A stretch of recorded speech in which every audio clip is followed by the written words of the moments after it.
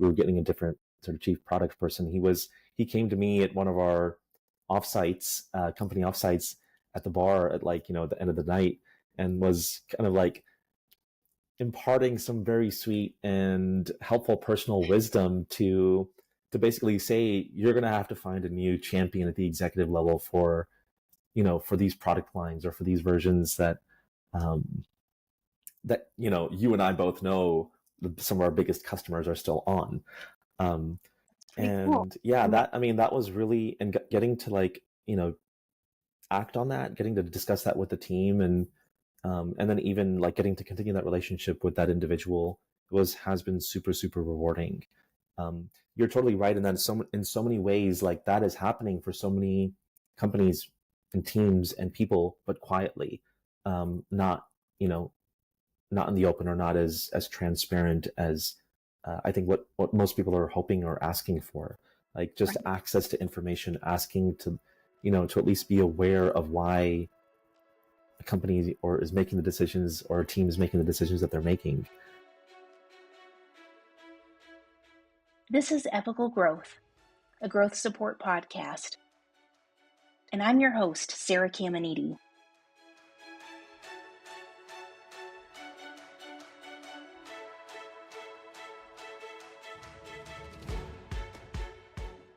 Hi, welcome back. What a great episode to jump into if this is your first one. If this is your 7th, I'm so happy that you're here. If you haven't followed the podcast, please do. They should be coming out on Tuesdays if I can get things edited in the right amount of time. But when they do come out, if you do follow the podcast on Apple or Spotify, it will notify you with a little cool announcement. Did you also know that they have ratings for podcasts? I was not aware of this until recently. You can rate podcasts much like a CSAT, and we all know how much I detest CSATs. But today's episode is really cool. Today is a bit of a blast from the past. It is with Srajan. He is working over at Placer right now and doing some really cool things. I met Srajan about 10 years ago. It was my first time in a SaaS company working remote. But he was such a great coworker, and I have learned so much from him. And one of the biggest things that I took away from my time there was seeing what could happen when you try. And that was because of him. He took a chance and was given the space to try and navigate and understand customer success when no one was really doing it and no one really knew what it was. And he has continued his career doing just that and being incredibly successful as he has shared his gifts with different companies. And I was so curious to see if what he's learned has been impacted at all by the different surroundings and the different communities of customers that he's interacted with, which hopefully you'll find value in as much as I did. Something else about him, though, is he knows who he is, and he knows what is good, and he knows his values, and he advocates for them. And he's been doing that for a very long time. That's why he's such a special person. He's trusted himself, and he's tried, and he's experimented, and he's leaned into what he knows to be true, and he's succeeded. I've been lucky enough to be cheering him on from the bleachers, and it was great to talk to him again and kind of just dive into a decade of navigation and discovery and curiosity that we've both had. And I really do think that what he shares is something that is very important. And as I shared on my pre-coffee LinkedIn ramble on my anniversary a couple of days ago, it is amazing what happens when we give ourselves the opportunity to try, when we are scared and we try, and when we don't run away when trying seems difficult or unsustainable. And what can happen over time is remarkable. Time does go so fast, but when you're in the thick of it, it feels like it is the slowest thing in the world. And he's proof that it's worth it. that it is worth it to try. And everything is a little bit of a puzzle piece to get you to where you're supposed to be. And that's where he finds himself right now, in this cool marriage between what he thought he was going to have a career in and what he ended up having a career in. And I'm so excited to see where he goes. And I'm so excited for everyone to meet him if you haven't met him already. Oh, quick note. This episode is not in a standard format because I was just so excited to start talking to him. And I do remember to let him introduce himself like 10 minutes in, but I decided not to try and mask it and just let it roll. So I'm introducing him right now. This is Srajan. He's with Placer AI. He's a longtime friend and former colleague, and this is Epochal Growth. Episode 7, Advocating for Success with Srajan Bhagat, and I hope that you enjoy. It was basically a bit of a whirlwind weekend trip to attend a friend's wedding. Fun? Yeah. And I guess you could say a bit of a destination. It was like an international trip. So it was like two days of traveling to be there for 4 days, 4 or 5 days, and then another 2 days of traveling back. Or it was in Pakistan. So that was my second time there, and I'd known about the trip for months now. So even when I recently joined Placer here in mid-February, I let them know that I was planning this trip here at the end of April, and it was just incredible. Yeah, just really, really fun and really inspiring. So yeah, that's a lot of travel, but if it was worth it for a wonderful, like, just fill your cup experience, then heck yeah, get those 4 days of traveling, because that pays off in spades. For sure. You may remember that you may remember that about me back when we were at Recruiter Box, when it's like early days of working remotely and taking advantage of travel as much as I can for personal enrichment. Yeah, travel for work is great, but I've also learned that sometimes it's important for me to have travel just for personal inspiration and enrichment. Yes. And yeah, I benefit from that so much.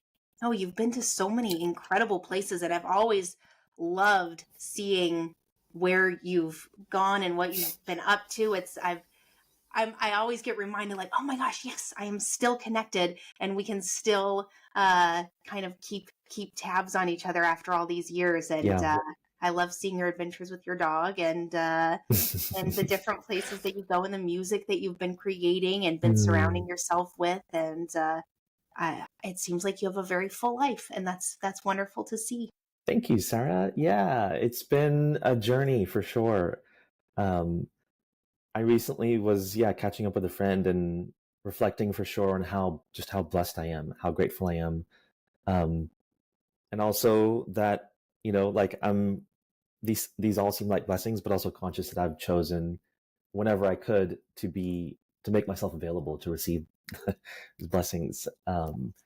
And likewise, it's been amazing to stay connected with you and see your growing family and you doing, congratulations on the big announcement, seeing like, the collaboration and, the contributions you had to the community have just been amazing. So it's been really great to follow as well. Thank you. This has been such a strange and wonderful and just overwhelming, like, with gratitude from the community, for the community these past couple of months. It's not, I mean, you've known me for almost a decade, and I am not put myself in the public space. I'm a much quieter contributor, and this sort of response has been pretty incredible and moving, for lack of a better word. Like, I catch myself getting emotional thinking about this journey, because it just goes to show what happens when you actually do give yourself that space, like you do, to just invite this into your life and see what happens. And it's scary at first, but the more you do it, it's like a muscle. It's, no, I want to be connected to these people. I want to share what I know to be true, and and the reasons why and the values that I hold and how they've benefited me over the years. And it's empowering. It's Yeah, cool. it's also you're so deserving of it. Thank And yeah, it's really interesting. Here's another like kind of anecdote. Like in the context of music, I was recently I have this music teacher that I was traveling with, right? Like you. this I is remember that. Yes. his family's wedding that he very graciously invited me to. Um, and I was catching up with his daughter, and she was kind of sharing with me how in that world, particularly for musicians, um, it can be like a race, like everyone else you meet is kind of a competitor. And Yeah. it's the same somewhat in the professional world, where when you're applying for jobs or you're working, like it's easy to people call it a rat race. It's easy to feel like um,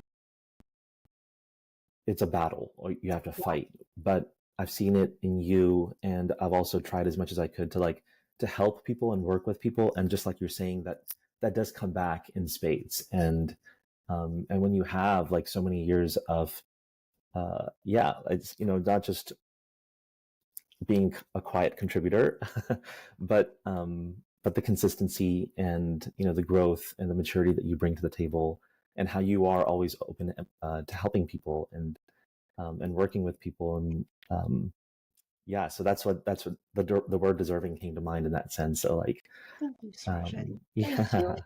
That's so lovely for you to say, and thank you. It's people like you that are in this space with me that make me want to do it loudly or quietly, and it makes it easy to be open to it and to be intentional with my time. And because the people that I get to work with, the support community, is such an incredibly intelligent and just generous group of people that have the power to make change in ways that I hope my kids will be able to feel the benefits Hmm. for. That's wonderful. It, Yeah, I love that perspective. but like, think about what we do. Like, think about Hmm. our purpose in our career Hmm. is to help others be successful. Like, the Hmm. root of what we do, we find problems to solve Hmm. for others, whether they present themselves directly or we notice them based on reading between the lines. We are quick on our Yeah. feet, and we have to be inclusive, and we have to be patient, and also be ready to try things in many different ways, but in a sense of, it's not personal. This is what worked for one person may not work for the Hmm. next. It doesn't mean either is the right way. And that approach to leadership and businesses and connection and community is what it takes to build something that has meaning.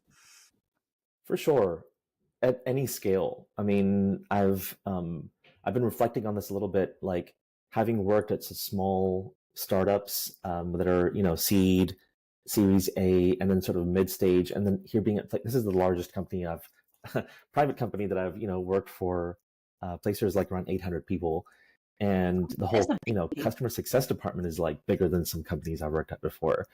Um, but and here I'm specifically in a they've kind of divided up their entire go to market um, for for I guess for pre-sales, sales, and customer success.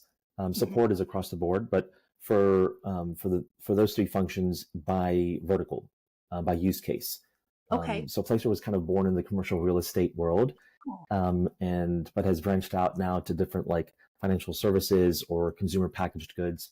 Civic, I work specifically in the civic segment, only with like cities and counties or Oh, um, that's cha- very cool. chambers of commerces using so like um, so reflecting. But at the end of the day, whether it is a B2B or B2G or B2C, it's like a human to human interaction. And what you were saying earlier about like really just understanding that person, what it's like to be in their shoes, understanding their problems and how to help them really, right? Yeah. It's, it's probably, the same for you, but it's really like we like to position myself as an extension of their team, really to be there for them. That's at the end of the day, that's that's what is the partnership and the relationships is about. And sure, like from a technical perspective, in a perfect world and with a perfect product, we may not need a human, but I don't know if we'll ever get to that day. So the human to human is at the end of to me, that's one of the things I've enjoyed the most about being in customer facing roles, is to get to work with other humans and get to help them. Um, Yes, I mhm, agree. And even if there is a perfect product, if a company decides to remove the opportunity for conversation, then they are mhm, removing the opportunity for growth. Because even if something 100%. is perfect, like Mhm, I don't want to talk to a bot. I don't want to mhm, throw things into the universe and not know if anyone's actually going to care to look at it. 100%. That's pretty much been my immediate reaction as well to to get to or not to get to talk to a human, is to always want to talk to a human. Yeah. Yeah, 100. I fully agree with you there. And yeah, like it is interesting. When I don't really know what I would define as a perfect product. Like if I try to take 5 seconds to think about that. I don't think that I have an answer, because, like you said, like I don't think that would exist, right? No, So, no. Or maybe if it exists for one person, it's not mhm, going to exist for the next right. person. Uh, and so, I mean, who knows? Maybe in 20 years, the way things move and change, there will be the products that are created based on your brain makeup and are specific to you. But I don't think I can process that as a Yeah. possibility yet. Share all of your data from your Yeah. entire life, and then maybe we can give you what you need. Yes. Yes. No, It's thank you. fine, and we'll track every single thing that happens. Hmm. But I want to pause for a second because I want to give you a chance to introduce yourself, because Hmm. I am terrible at giving that space in the very beginning. I don't want to. I don't want to miss it. Well, for an old colleague, an old friend, maybe it's like easier to kind of jump in to catch It is. up. Since I feel like we've barely gotten that chance also in the last many years. So yeah. Yeah. Um, That's why I was so excited for this call. It was I've been looking forward to it so much because it truly has been. I mean, it was what, like, I don't know, it was like right around when I got married was when I moved to Louisville, when I was hmm. at Recruiter Box, and that was when I got my dog. My dog is 7. And so Wow. Yeah. Yeah. Gosh, yeah, it's been a journey, right? Like, to introduce, in a nutshell, what I can say about myself, is I've worked in various customer facing roles, for a handful of startups, in the last decade. My roots are, a big reason why I'm excited to be here, as I was saying earlier, are in the civic space. I started, um, out of college working for the city of Austin in their watershed protection department, um, and then worked briefly for the state division, the Texas Commission on Environmental Quality, again in their water quality management program, which I thought was going to be my dream job. With a degree in environmental science, that's what I yep. was excited to do. But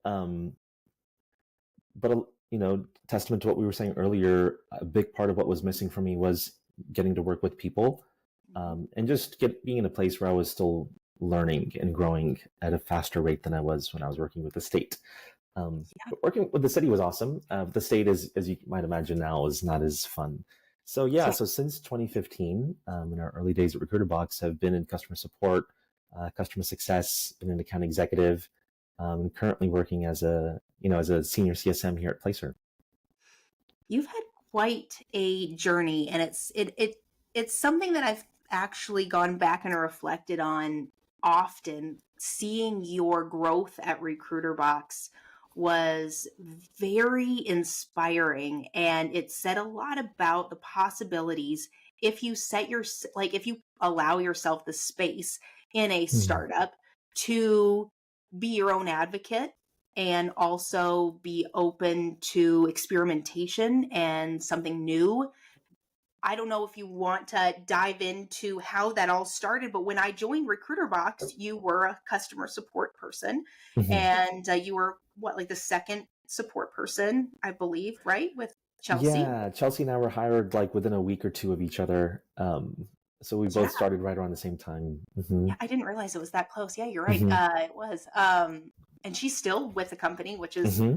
so Yeah. deserving because she is a superstar in what she does, and it's been awesome to see her grow. But for you, what always stood out was your transition into customer success at a time when there really wasn't a, like, it was a buzzword at the time, like industry, like broadly, it wasn't really what it is at all today. And what was that like for you to move into that unknown? For me at that time, it was an interest in product management, actually. If Okay. you remember Rajesh, Yep. working with him and like the questions that he was asking to me were just, were so interesting and so inspiring. And like, I wanted to lean into that. And, now when I still catch up with like Ocean or Rogers and things, like what I used to tell them is that I was interested in product management. And that's what I wanted to like, I thought, of all the things that I all had access to as part of that world, which was still new to me coming from the Right. environmental space world, Right. um, was the most fascinating. Like that seemed like the intersection of like are asking the questions of is what we're building actually valuable to the people that are paying the most for it, Yes. and are the like all of on everything that comes with that. Hmm. Yeah. um, is what kind of led me to discover customer success, and then with the support of Raj and Rajesh and folks like Ocean who came in to kind of consult on the go to market, Hmm. um, discovered the world of customer success, and obviously have uh, built a career out of that. I've been so grateful to like, so yeah. So in the early days when I was at Recruiter Box, I didn't really, that was, I think, also the initial days of when it was, like you're saying, like it was kind of being created at Salesforce, and just the position or the function was being defined. And I see that today, 10 years later, of how the perspective, I often talk about like how the perception of customer success has changed. Um, Yes. from yeah, from those early days to now when it's been around for some time, and both in times of you know um, prosperity and low interest rates and glory days, how people see customer success, and then also when budgets are being cut and Hmm. interest rates are higher and money Yeah. is more scarce, how people see that function, and sort of the controversies around that have been interesting to follow. But I bet. yeah, it's for yeah. So I mean, but to your question, I kind of stumbled into this. Like it wasn't by choice, but more just like by interest, I guess, curiosity. Initially leaning towards product management, and then kind of discovering this world of customer success. Did you have and now, like, where your career is after all of this time, do you find yourself still being able to contribute to the product development based on what you learn as a CSM, or has the focus for you shifted Mm-hmm. to more of like the standard CSM space? I would say more of the former, and that that collaboration, that partnership. Again, it's different at scale, right? Yeah. When you're at a seed or Series A, it's super critical. And I mean, this isn't this like Nick at Gainsight talks about this all the time, and how they've tried to even build that collaboration with product into Gainsight. Mhm. You know, and a lot of other CS platforms, like it's on everyone's product list now to have that Right. capability of how are we capturing product feature requests. An Yep. issue is different from a feature request, and um, in a very early stage, you're just so nimble and thinking on your feet, and oftentimes building for key customers and design partners that you have to be lockstep with product and development.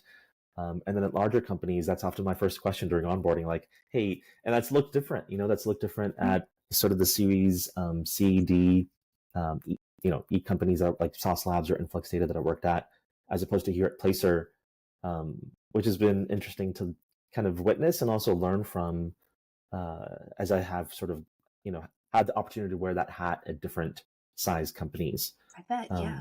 But for sure, to your question, I think it's like, it's fundamental to being able to to have organizational cohesivity in, the left hand knowing what the right hand is doing, and vice versa, and how we engage with customers intelligently at scale.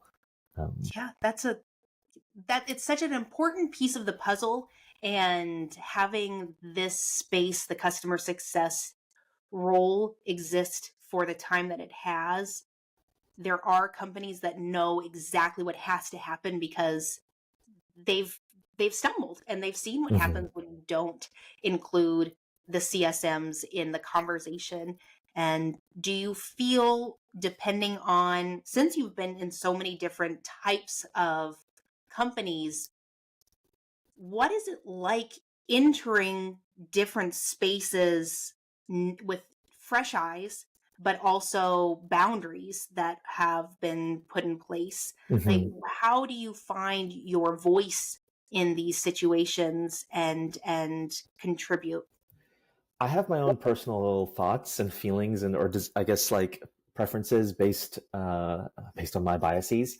But I think what I'm looking for is really what's appropriate for the community around the customers and various segments of customers, like particularly at Sauce and Influx, which were sort of this in the world of developer tools. These were open source products that had been commercialized, and we were selling, working with enterprises. Having roots in the open source world meant that there had to be a lot of transparency in what developers are like, what's being built at the ground level before the layers of all of that, what businesses need and what we're actually selling and or have commercialized, or what people are asking for at that that layer of development, I guess, as opposed to something like that is something targeted more for a civic segment of customers, where I work with at Numina and here at Placer.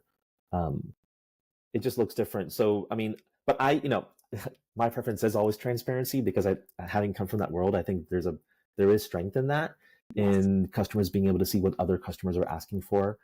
So that's always what what I like to advocate for. But if we don't at least, if that's not appropriate, or if we have an internal only sort of repository of how we're tracking that, I still, I always see room for improvement there. But those are the questions that I think, like, wherever I go, if I were to learn about a new organization of how things are working internally, that's kind of like I was saying, one of the first questions I ask, and it's a level of sophistication. I think that is also dynamic, because, because there's just like we were saying, like a customer is a customer is a customer is a customer. Like, everyone is naturally going to be very, very different. And so, the question of who we're building for is a dynamic and ever evolving question that has an ever evolving answer. So, choosing how to kind of and the data is at the end of the day, at scale, particularly, like, what speaks in volumes. And so choosing what we track and what we're, how we're tracking that is kind of has to be dynamic as well, I think. I agree. Right. So there's, completely. yeah.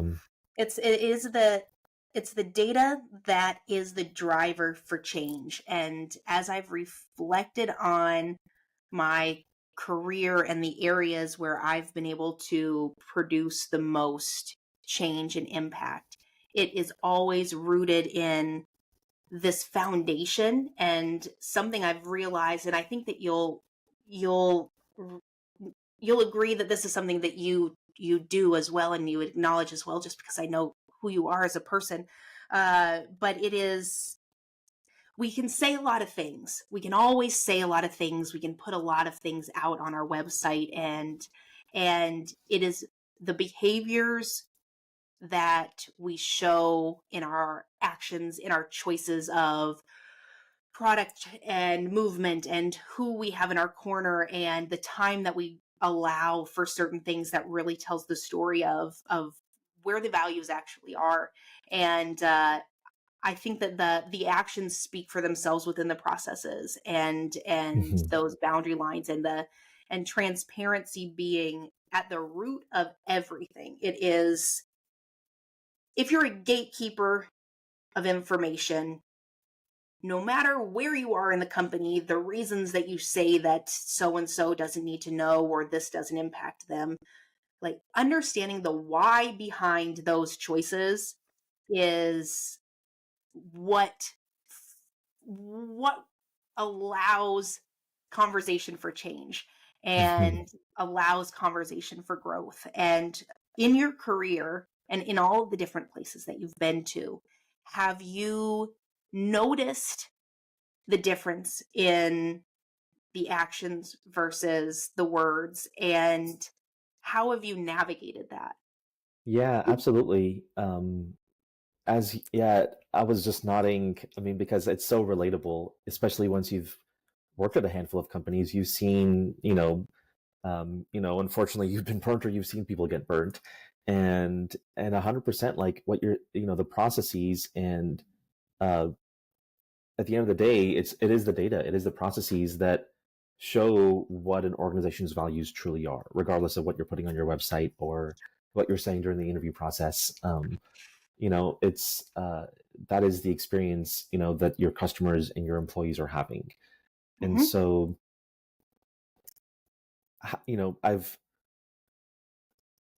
I think that's why I lean for transparency, is because it forces, it really, uh, whoever is making the decisions, it's kind of forcing their hand to like expose their thoughts on the why and force, growth, whether it's comfortable or uncomfortable.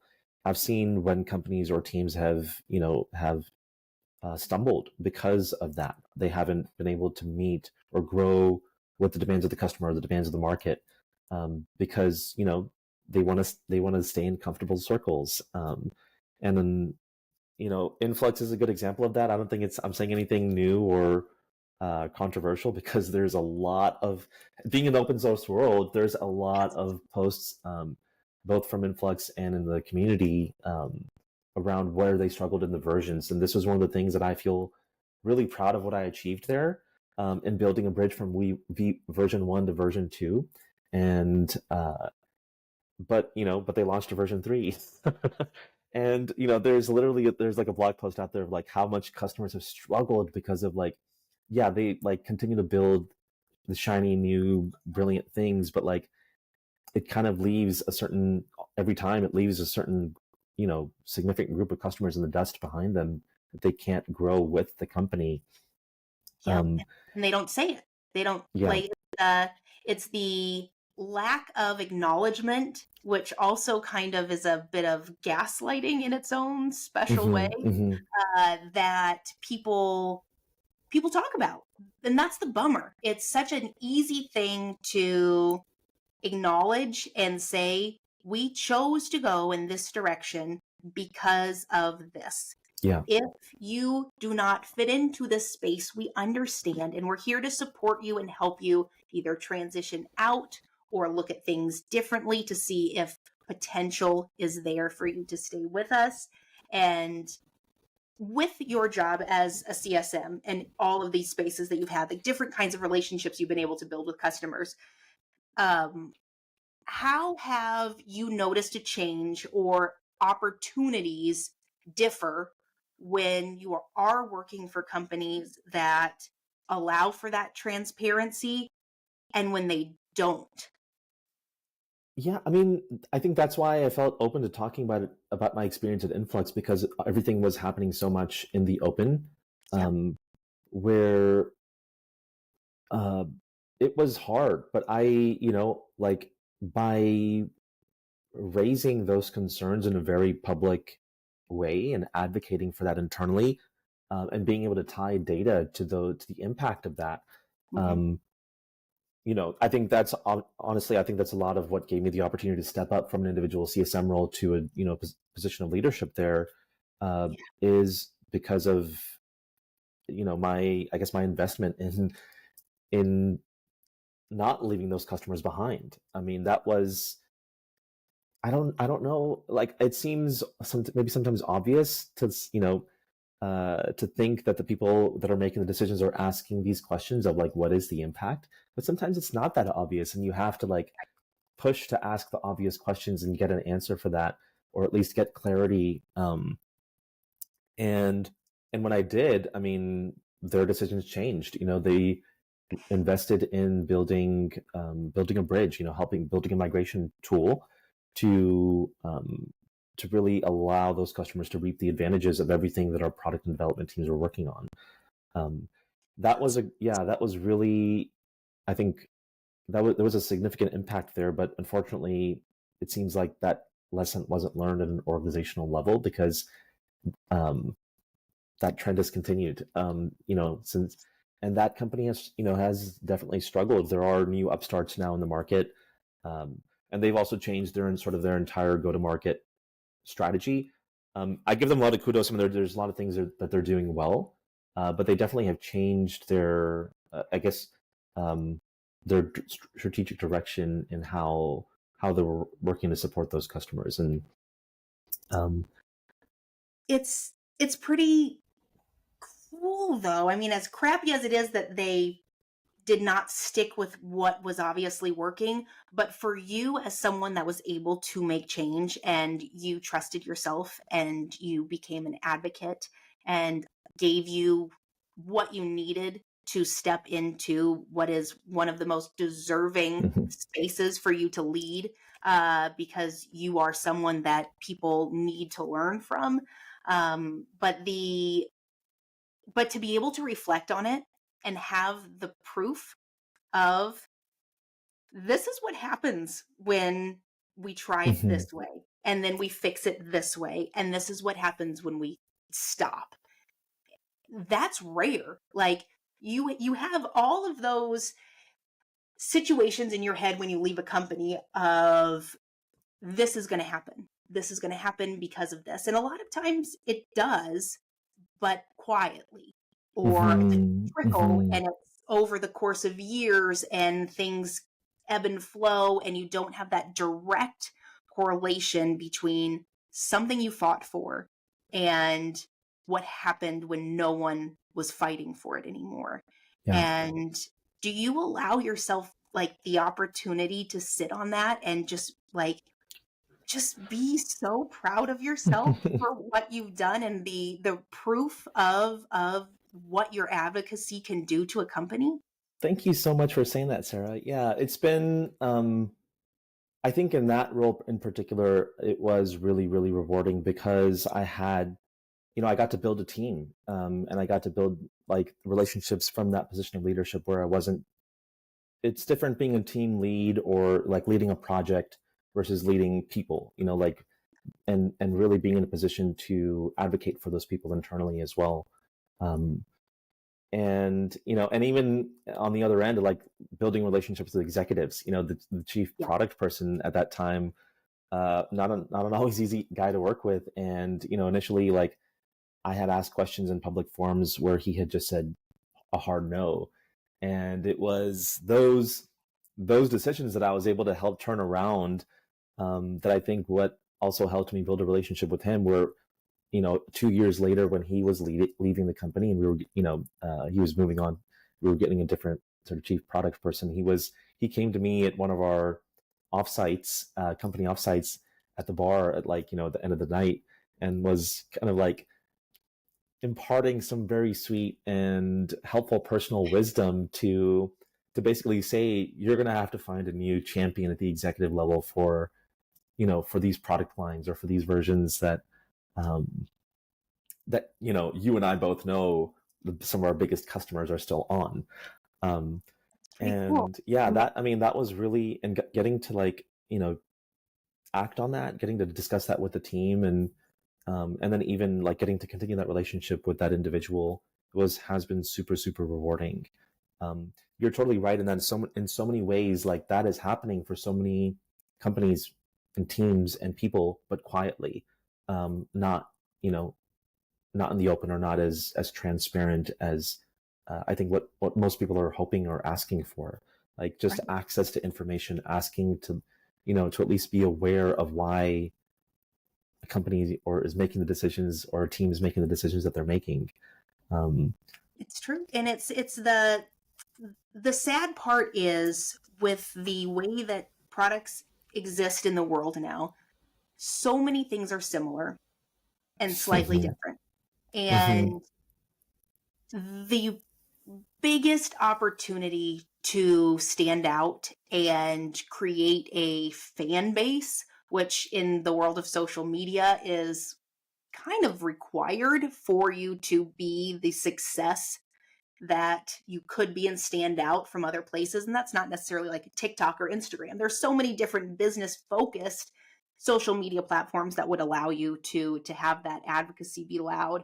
And when you take away the chance for the customer to be part of the journey and make that a conscious choice, and compare it to competitors that, even if it's just slightly more so, allow the customer to be part of the journey, the difference in the type of customer and the message that they speak of for that product is what sets them apart. And it carries. That's a hard thing to change once it's out there in the world. Yeah, totally. I think, the last part of what you said is a reason why maybe some company executives feel the risk in that. And, like, you can't take things back once they're out in the world, right? Like this is the world, the digital age that we live in. And so what that, when those decisions are gated and things are happening internally, the first part of what you said rings true, is like everything ends up looking the same. What you want, what you think you should build is what your competitor is building. Like, okay, we should have that, and maybe like a different different logo, different brand. Yeah, exactly. And one of my someone I know here in Austin, and also my network, Pip over at Winter, talks a lot about this, of like how things, there's so much similarity in the world, and how to have a competitive edge. You have to be able to resonate with the right people. Right. But if if you're like, if you're having those conversations and making decisions about who the right people are in closed rooms, and not, like you said, you're leaving the customer out of that, that's a huge disadvantage, I think. So yeah, I mean, I've always advocated for that level of transparency, and it's a spectrum, right? Like, it's not black or white. So if you are on that journey, to always ask, like, how to include that perspective at each step of the decision-making process. It's going to look different, right? That's one of the things I love most also about sort of the customer success and the customer support world, is that there is no one size fits all. There is sort of a standard of excellence, so you can say, of like what, how humans want to be helped, how humans want to interact with each other. But beyond that, there is so much that's specific to that customer's journey and the product, and what that experience is actually like. That is the purpose of skilled professionals within this customer space, because once you are able to tap into that exact thing of, I know what people need to reach stage one, and like the bare bones, I know how to speak respectfully, I know how to engage in a way that makes them feel safe to ask questions. But beyond that, you have to remove yourself completely from it, and instead just look at the person and be the person for a second, and let them kind of guide you to see what's possible. And how has that, because now that you've changed into different roles of leadership, and you're building teams, I am so interested to know how you approach this with just building a team and the type of foundation with your team and how that has changed the way that you look at this space and this role and the opportunities? There's it's a really good question, and I don't know if I have the right or perfect answer, but the one thing I keep coming back to is to try to remove my biases as much as possible on an ongoing basis, because I know that with with age comes experience, but also like biases, and I want to make sure that I'm also continuing to learn and continuing to challenge myself to grow, and educate myself on things, like what does it mean to be a professional? I think I know, but I'm probably really influenced by sort of this Western world that I've been educated and I've grown up in. Yeah. And so when it comes to like building teams or building a process to be able to to tie to the impact that it has to a business or to an organization. I want to be as dynamic and as flexible as the customer base or the segment that we're working with, and I've seen that particularly here at Placer at scale. There's a lot of things that are happening very interesting that I've really enjoyed being a part of these last few months here, because they've just been a lot more successful as well than some of these other startups I've worked at, like in terms of the size of the company and Really? revenue. We just announced about a month ago, like Placer crossed 100 million in ARR, which is so often like the kind of the North Star for growth stage startups. And I'm seeing why, like now that I'm here and I'm past the onboarding period, past the honeymoon period, beginning to work with accounts now for the last 6 weeks or so, getting new ones every week. I'm that I'm super happy and excited to begin engaging with. It's been really awesome to see how many things we're doing right. And while there's always room for growth, and again, like this sort of the segmentation internally by vertical, by use case has been super helpful in being able to advocate for the groups of customers, the major sort of chunks of how maybe we can start categorizing use cases. And at the end of the day, being a data platform, like it's really up to the customer what they do with the data, the stories that they tell with the data, that makes the product. It's different, right? For someone in commercial real estate that's a broker versus like a director of community development at a small town in Texas.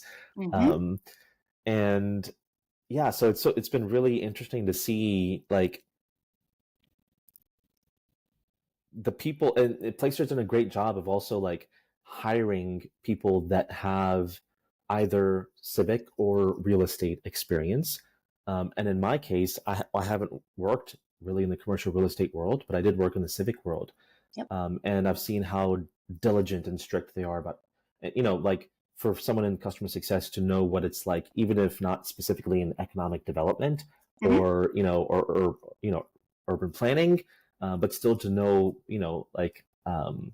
to be able to really understand what it's like to be in their shoes. Yes.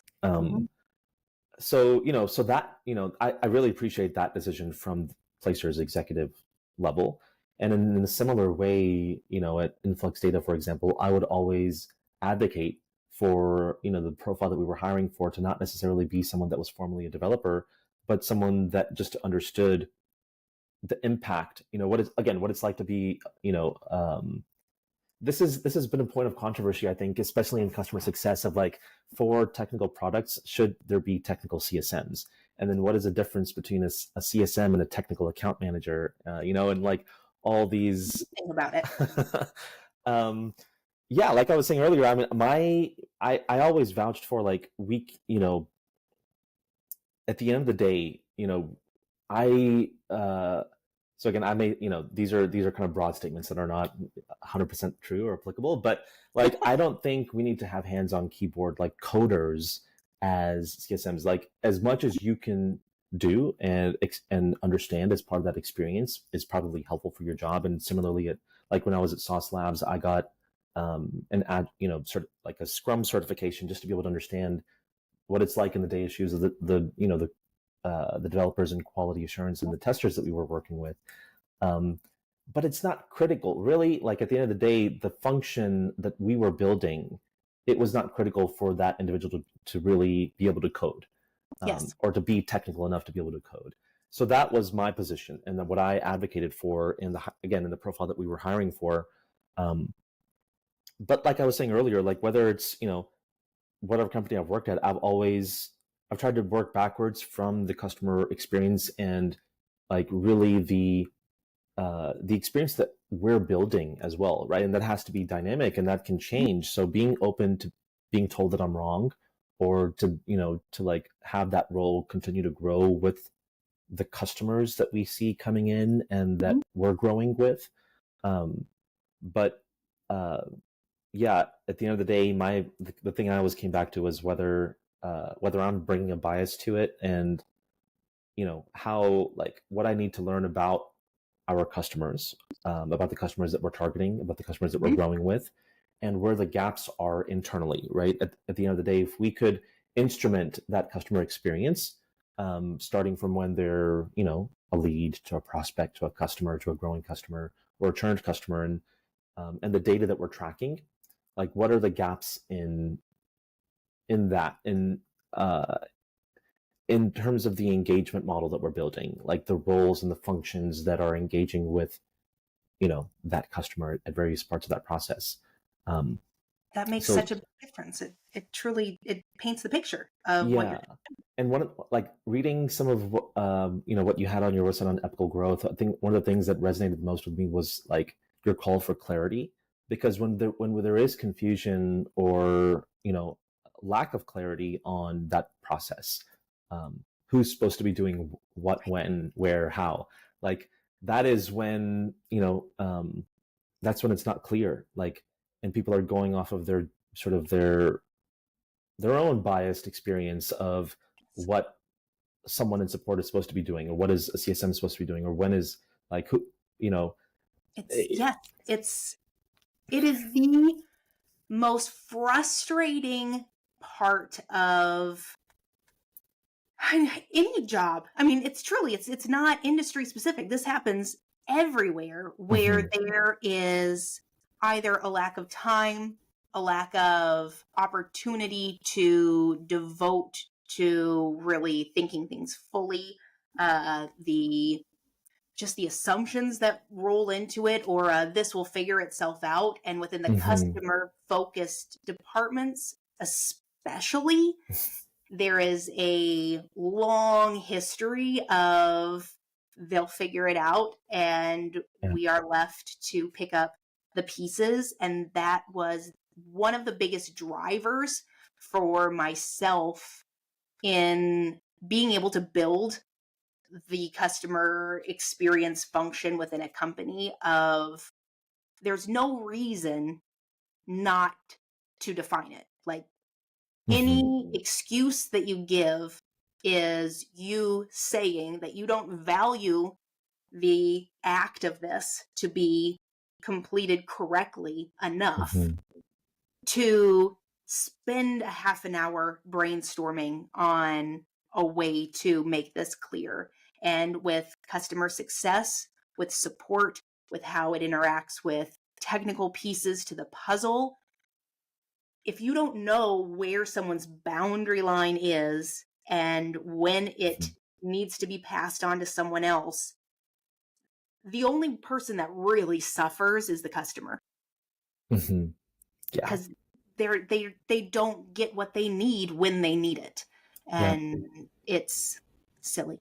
Yes. And that's, I think, what has led to also the, unfortunate experience of like entire teams being laid off, because all of a sudden the executives are like, well, why do we have this team if this other team is supposed to be doing functions ABC? Like, if there's overlap, get rid of the other team.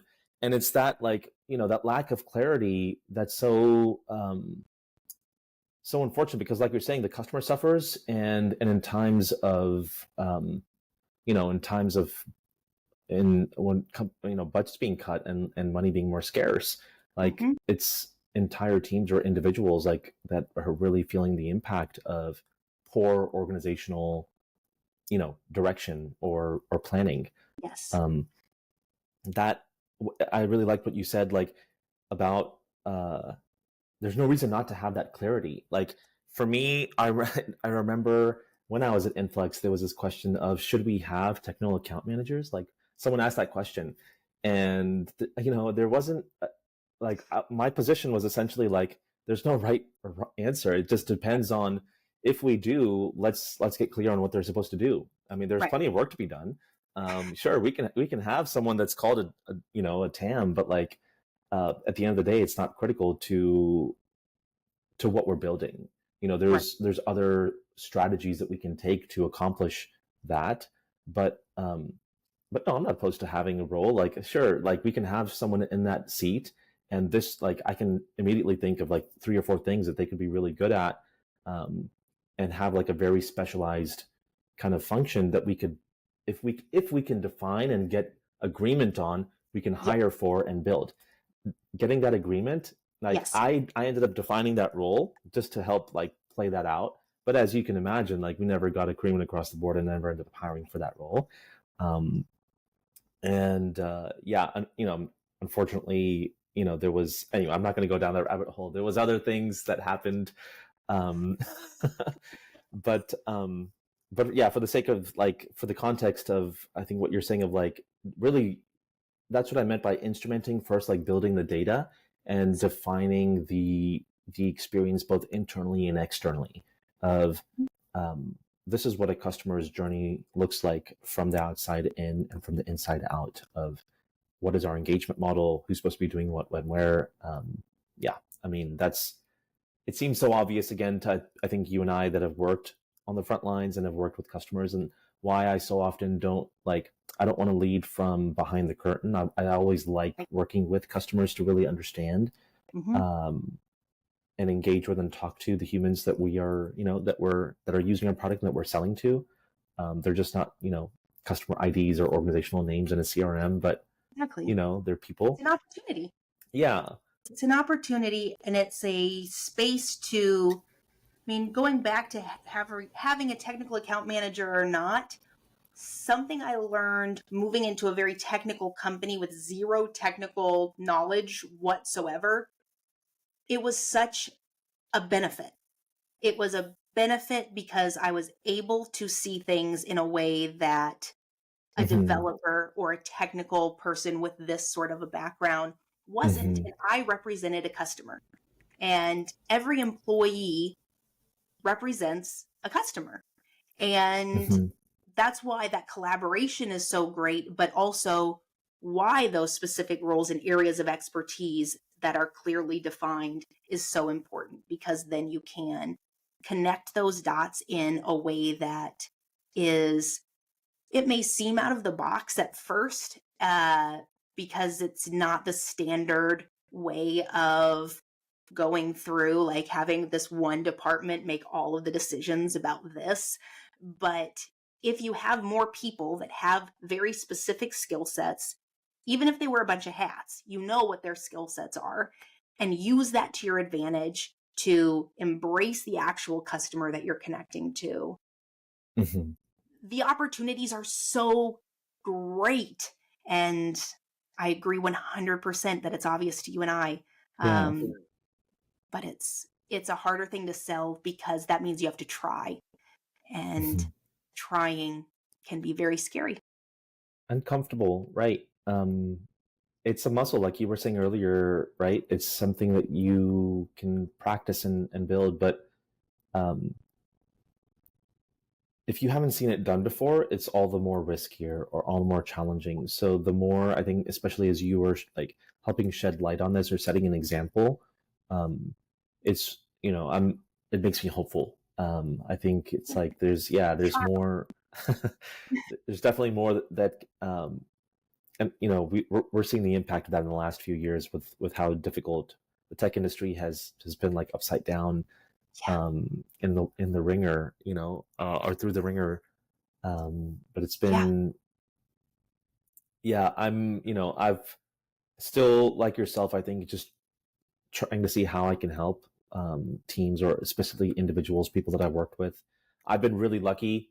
I myself had spent like, a good portion of 2023 looking for a job, and a few months in the summer and then a few months towards the end of the year.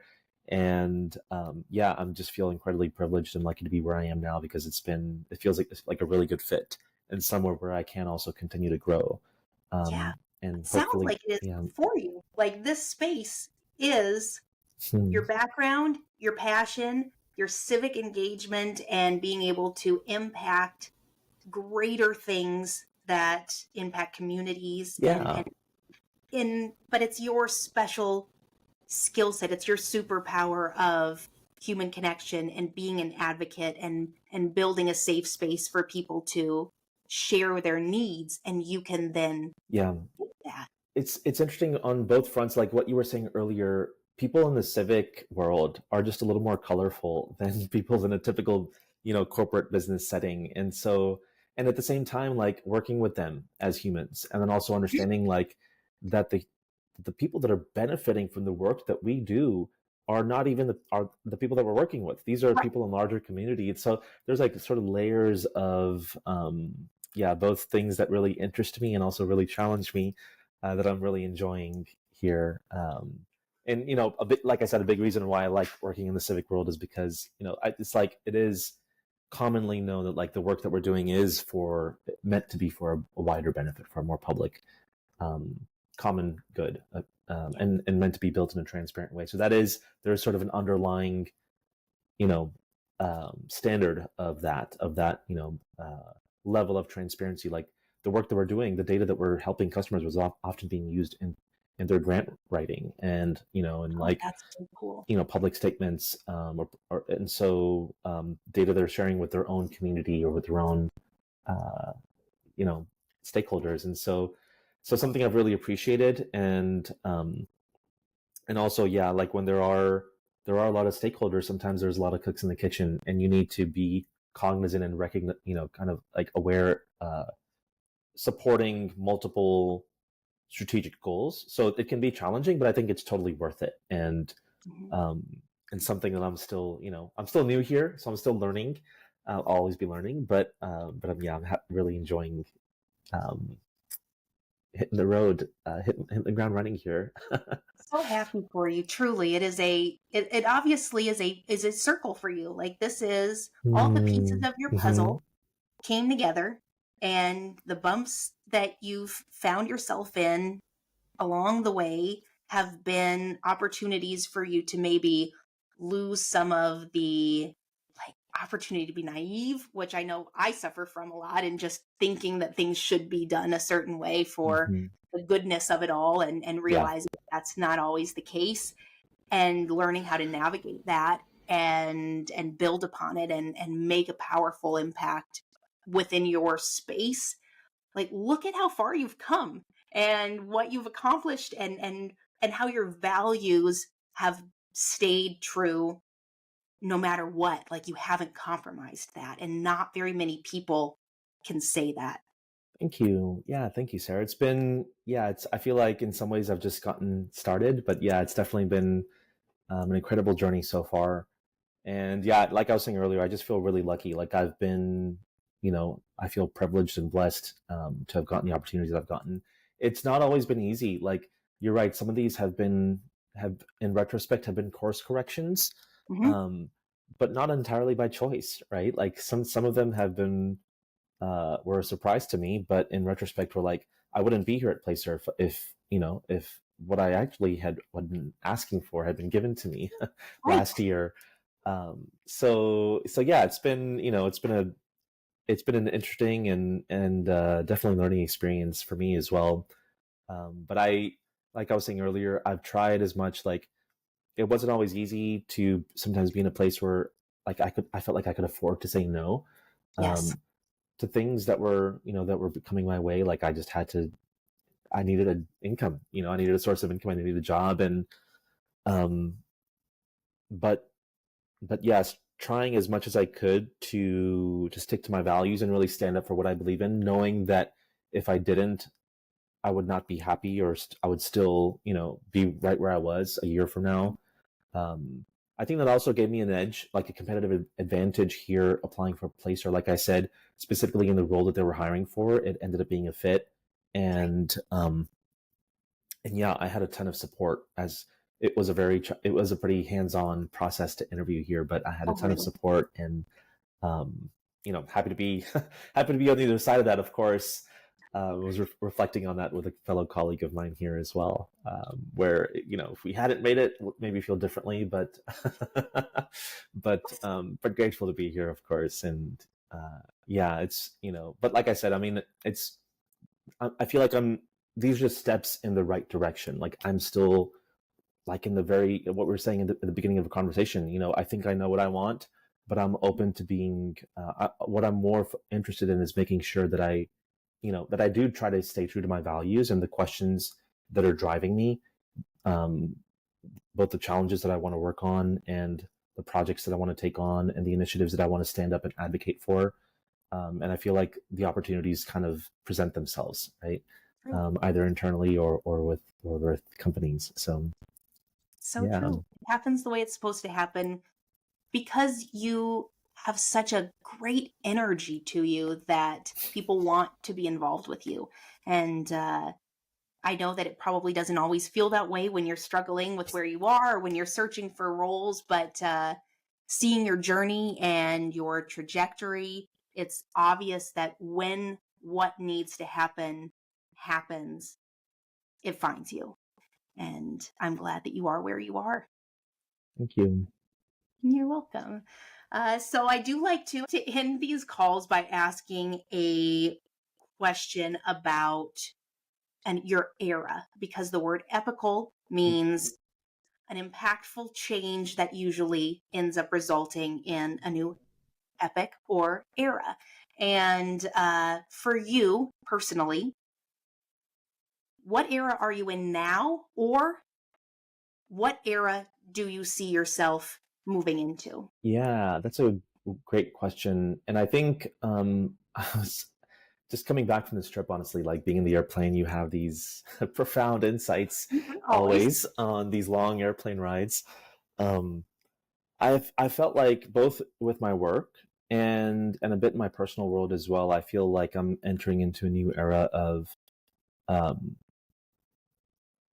having achieved a certain level of growth. I feel really driven to be intentional about my commitments to myself, like both in the values that I want to hold true to, my commitment to my health, my commitment to my well-being, the things that I've learned are important for me, to just double down on that. And like this, particularly with this role, I feel like it's a step in maybe even one day in the future working in the civic world again, or working more directly. That's a good point. Yeah, so it's something that I've thought about, and so this kind of feels like a foot in the door in that direction, and a huge opportunity to get to learn from a company that is doing something that for the last 10 years I've worked at startups that have tried to achieve this, and so being so cool to see what it actually means to reach this level. Yeah, absolutely. So having seen it, not having seen the entire journey, but seeing them kind of cross that threshold and seeing how the company continues to operate, is, I think, a huge learning for me to see, to kind of complete the circle of seeing it, the spectrum of companies. I've seen small sized seed stage and then sort of mid stage, and here now at, I guess, beyond that growth stage. There's still, of course, like there's growth targets, but this is where it's a whole different level of growth. It's a whole different level of scale that I'm learning about and getting to contribute to now. So that, that's a major change, I think, in my sort of professional working experience, and also I think in my personal world. Yeah, I just turned 35 last year. I'm turning 36 this year. So in some ways also feeling like with that comes just trying to be more intentional about my health and knowing like it's real. Yeah, it's getting more real. Absolutely, every year now. Yeah, so I'm 36 and okay. like 36 is a reflective year of, okay, I am over that threshold of 35. What does this mean? Yeah. So it's really, I think for me, it's like for me, I'm seeing it as like the beginning of the middle of, the beginning of the middle. I'll just leave it there. And so I'm excited about that. Like that gives me, like I have a leg up. I've done some things, but I feel like there's so much more room for growth, both in my professional and personal worlds that I'm excited about. So that's kind of been the theme recently for me. It's a great theme. I'm excited for this new era that you're entering into, and like acknowledging that being intentional with your time is worth committing to, because you deserve it. Thank you. Yeah. It's been really great to catch up with you, Sarah. Thank you so much. Filled my cup. This was awesome, and I hope that we don't wait 7 years to do this again. But thank you for doing this. And I'm so excited to see what you do. Thank you. Yeah, we'll talk to you soon. And until then, we'll definitely stay connected on social media. Enjoy your day. Yeah, you too, Sarah. Take care. Thank you. Bye.